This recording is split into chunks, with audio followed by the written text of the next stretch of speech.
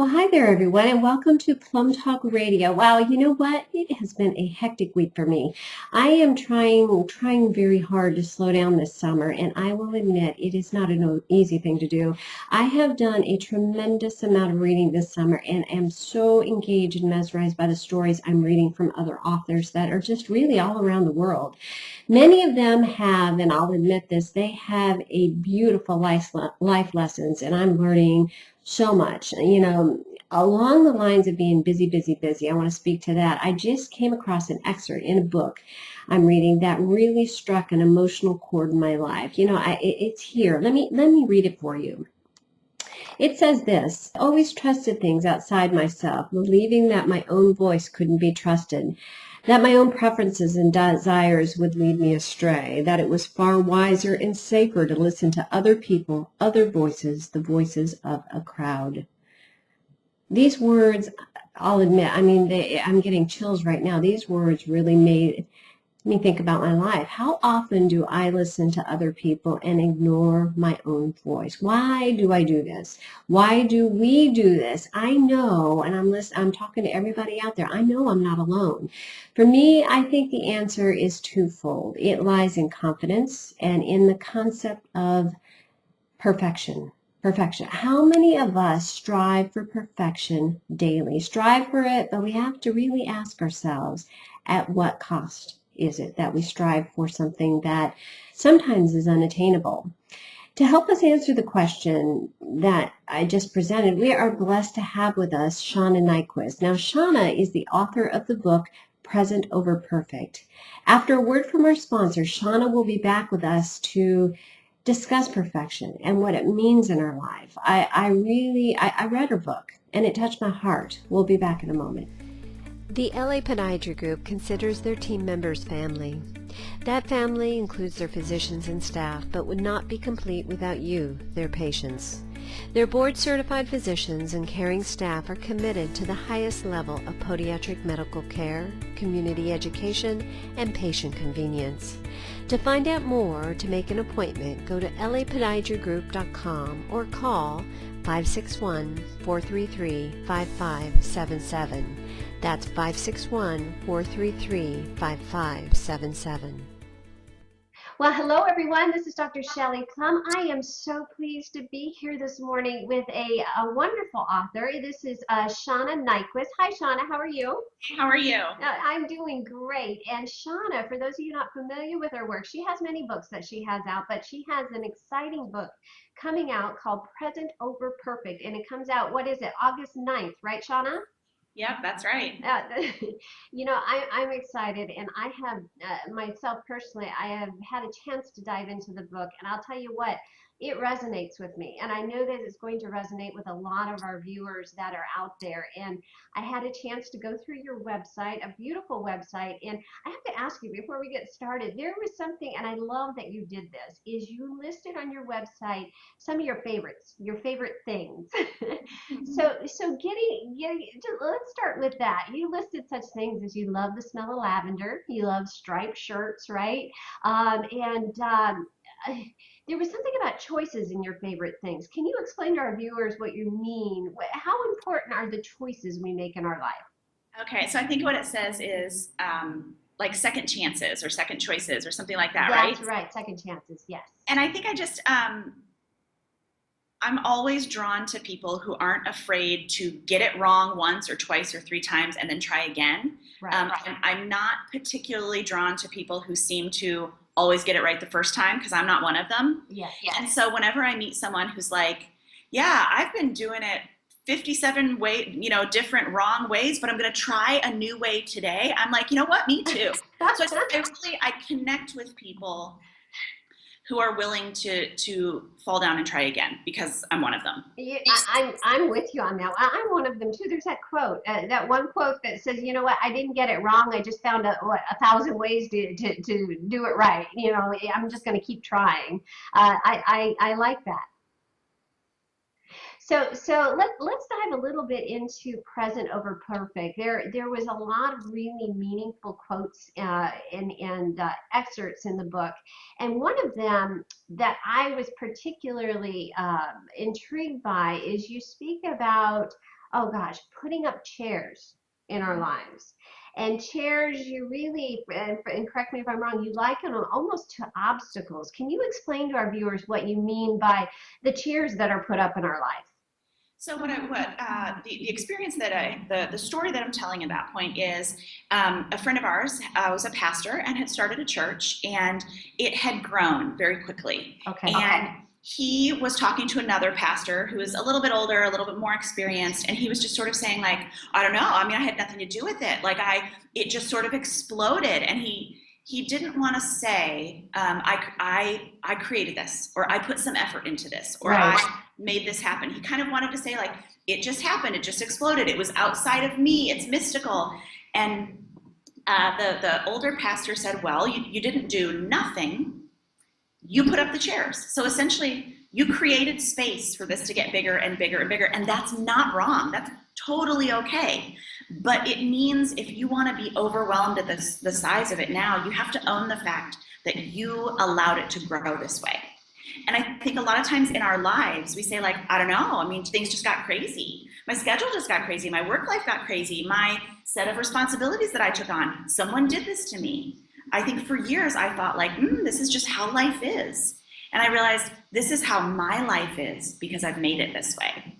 I put up a certain amount of chairs, and at a certain point, I had too many chairs in order to be able to live well because I was responsible for something too much bigger than my own personal capacity.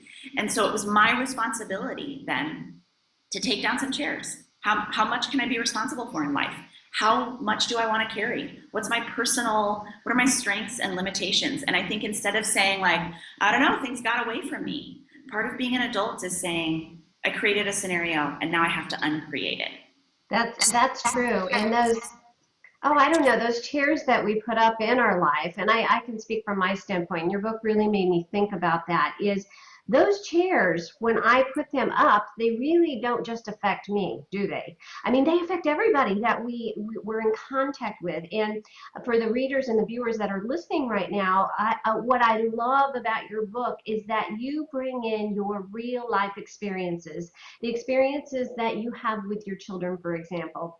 And if I might share just one little excerpt from your book, is that okay? Totally. Okay. There was a instance where you were talking, I believe, to one of your sons is Henry. Is that correct? Yeah. And Henry was saying something to the effect your husband's name is Aaron, and then you have Henry as your son, and you were playing Legos. Yeah. And you were playing Legos, and through the course of it, you're having a lot of fun. And you asked Henry, you're like, what would you like to see our family doing? Where do you see our family in a year? And I would be expecting from my children all these answers. Oh, I want to be doing this and this and this. And he, quite eloquently, what he said is, Mom, I really want to do more of this. I want to be together. And I'm getting chills right now because I'll tell you what, the viewpoint through the eyes of a child, it's so incredibly powerful. I feel like Henry is a stabilizing force in our family if we'll let him be. Is that right? He's the one of the four of us that says, I want home time. He calls it lay low time. I want together time. And I tend to be, I'm not a very good routine person, and I'm kind of an adventure person. So like if my husband and our other son are off doing something, I'm like, Henry, it's just you and me. What do you want to do? Do you want to sit? Do you want to take a trip? Right. Do you do something crazy? Do you want to sleep outside? Do you want, And he says that the last time we did that, he said, I want Lou Malnati's pepperoni deep dish pizza. I want to put on our pajamas, and I want to watch a movie with you not on your phone. Oh. Okay. All right. So he's kind of How cool is that?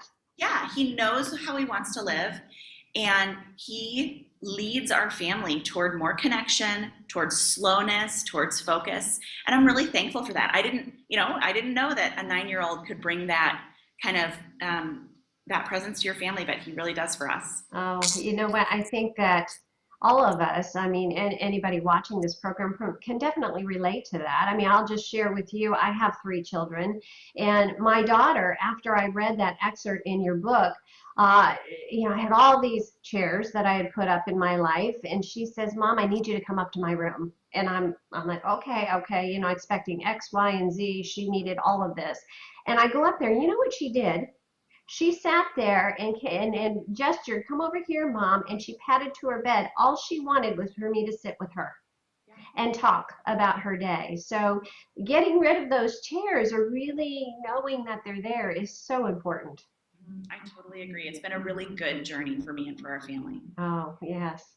Another concept in the book that I'd like to bring up is, I believe the chapter title was Tunnels, if that sounds familiar. And you were talking about going, there was a vacation, am I correct in saying that? And you had all of these things that you were doing, and one of your children took your hand and brought you into the tunnels. And you made a point in the chapter to take this magical experience and tie it to your terror, or what you deem to be your terror of silence. And that is intriguing. Can you explain to our viewers what you meant by that? Well, I think there's 2 things sort of going on in that chapter. One of them is sort of that that old adage, wherever you go, there you are. A lot of us, like, everything would be fine if I could just go to the beach. Everything would be fine if I was just in some beautiful place. And then you go to that beautiful place, and whatever's happening inside of you, whatever is untended in your own spirit or heart, whatever needs to get untangled, it goes with you to the beach. It goes with you to that beautiful place. And a lot of times we think if we can leave the day-to-day of our lives, everything will be perfect. But you bring your own self to wherever you are. And so that was, one part of that. And then the other part of it was, I realized that there were some things untended in my spirit and in my soul, and I was running fast enough in my life to never have to pay attention to the silence, or to just avoid the silence entirely, so I never had to pay attention to those things. Right. But I found myself snorkeling, which is very beautiful visually, but it's silent. And those things inside your soul or your heart that are untended will pop up. They will take any brief second of silence, right? And so if you're not creating space for those things to be healed up along the way, they'll come at you whenever they can. And it was like they were like, okay, she's under the water for 4 minutes. We're coming to her right then. Right. And it was a real kind of warning sign for me of like, there's some things I need to unravel inside me, and I need some help. I need to go back to a counselor. I need to really understand what some of these things inside of me are, and bring them to the light and let them get healed, so that when I am in a situation with my son where I want to be fully present, I'm able to be with him, not just with those thoughts and fears. So with regards to spirituality, not necessarily religious, but just spirituality in general, in your opinion, is that quiet space necessary? Is that where the spiritual healing begins? I wouldn't have said this 5 years ago. 5 years ago, I probably would have said, we all kind of have our different spiritual pathway, right? Like some of us feel more connected to God or to a spiritual presence in nature. Some of us feel it when we listen to music. I would have been like, I sort of feel it at a party. That's kind of my pathway, I'm not really a silence person. And I wasn't really a silence person, to my own detriment. And so maybe another person could say, nope, I am a deeply grounded spiritual person with a whole thriving inner life with no practice of silence. For me, silence is a non-negotiable. Because it's where I feel and perceive the deepest truths about life. Okay. That it's where it's sort of going back to the most solid ground. This is what life's about. This is what matters most. This is what God says about me and about the world that he created. Silence is where I reconnect to those truths in a deep way.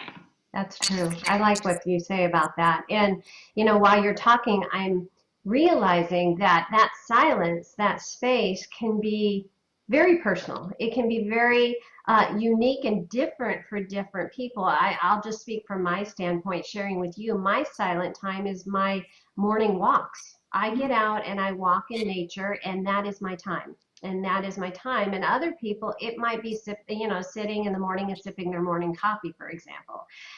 It's definitely it's a healing time, isn't it? It is. And I do find, maybe not for everyone, but I think the connection between silence and nature is very profound. Mhm. I think whether it's even just, sitting outside or taking a walk, or I think there's something about being in the created world instead of the world that we've created that connects us more deeply, I think, both through silence to our spiritual core. And so for me, that's a really important thing. No, I agree. I agree 100%. So, you know, staying true to your title of your book, we speak to perfection. Do you think, in your opinion, is perfection possible? No.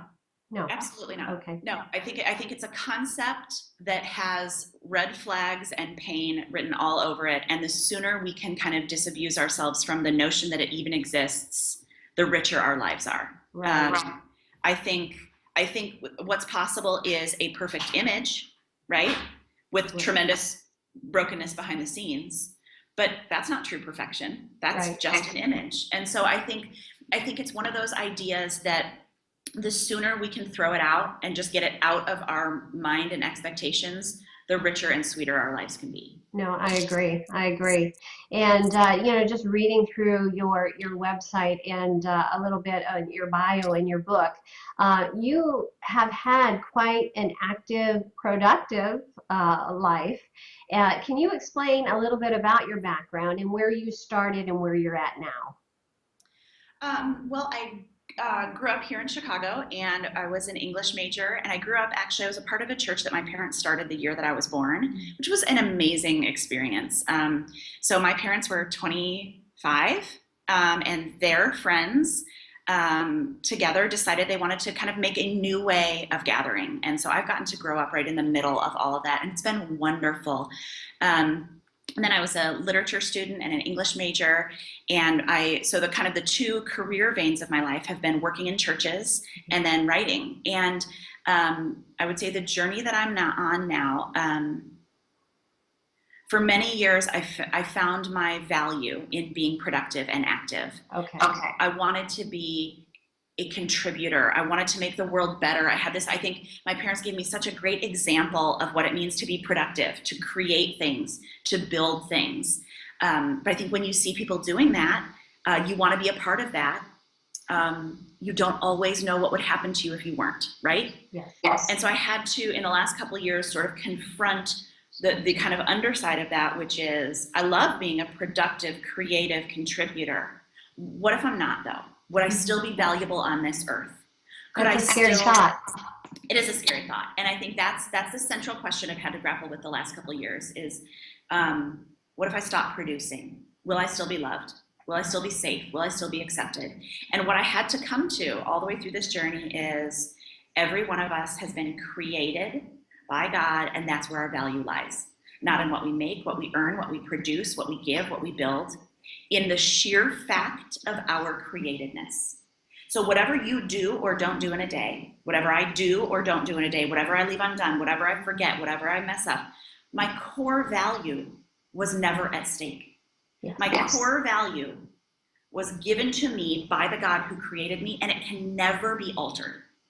And yours can't, and no one else's can. And so when you start your day or when you make decisions out of that place, you're very free then. You can contribute, you can build, you can play, you can rest, Right. You can do something really difficult or bow out of it because your core value on earth is not on the line. I think I spent a lot of time believing that every day my core value was on the line. Right. It's an exhausting way to live. And it was directly linked to that word you just said just a moment ago in producing or productivity. And I think we're all a lot of us are really focused on that word. And, there is a chapter in your book that deals with that. And I believe you refer to it as dethroning the idol. Am I correct in saying that? The productivity is the idol, and it shouldn't be held up as an icon. I think I used productivity as the measure of my worth for many years. And now I don't see it. I don't see it that way. I see connection to God, to my own soul, and to the people that I'm closest to. Connection and wholeness and health as kind of the two things that's what makes, when I get to the end of the day and say, am I proud of the way I lived? I don't ask anymore, how much did I get done? I say, did I bring my whole self to the people that matter most to me? That's a new, maybe you could say that's a new productivity for me. Was I productive today? Yes, in that I connected deeply with my whole self, with the people that I love most. Yes, and that's what's important. That's what it all boils down to. Well, I want to take this opportunity to really thank you for joining us this morning. You have been a wealth of information, and we congratulate you on your new book coming out. That's going to be exciting. Now, it's August 9th, and for those viewers that are watching this, where would you point them to contact you or to purchase the book? Can you give us some information? Totally. You can send me an email through my website, which is just shaunaniequist.com. And then there's also a Present Over Perfect book page, just presentoverperfect.com. And they're both connected, so you can get to me either way. And the book will be, Amazon, Barnes & Noble, all different places. But we're really excited about it. And you can just email me anytime if you want to connect. Okay, perfect. Well, thank you again, and we will see you soon. Thank you. This has been a pleasure. Thank you. If you are new to LA Podiatry, they have one word to say: welcome. Their staff and physicians take pride in treating every patient like they are a priority. They will continue to take strides with their patients towards optimal foot and ankle health. For more information, go to lapodiatrygroup.com, visit them on Facebook, or call 561-433-5577. Amazing words of advice from Shauna. Don't you absolutely love, I do, the metaphor she uses? Putting up a chair in our lives is something that I know I personally have to watch on a daily basis. Sometimes and I'll admit that we are our own worst enemy when it comes to obstacles in our paths. The important thing to realize is that in the game of life, we matter. Yes, we do matter. It is okay not to be perfect. We have to realize where the motivation behind perfection stems from. I would like to leave you with an emotional quote from Shauna's book, Present Over Perfect. She says this: that's what we're craving. The sense that we matter, that someone sees us, that we are loved and valued. And so some of us try to earn it. Some of us try to avoid the pain of unworthiness by escaping with drugs or shopping or sex or whatever. Some of us pretend to be perfect instead of admitting that behind the image we feel as small and unworthy as we ever have. The soul's worth, though, doesn't come from earning or proving. Image does not matter. Outrunning the emptiness does not work for long. Each soul, every soul, is worthy. Oh, I'll tell you what, that quote brings tears to my eyes. Yes, we are all worthy. We are all perfectly imperfect, and that is a fact. A fact we must never forget. I will tell you that. Until next time, this is Dr. Shelley Plum on Plum Talk Radio. Take care and enjoy, really enjoy, this gorgeous day.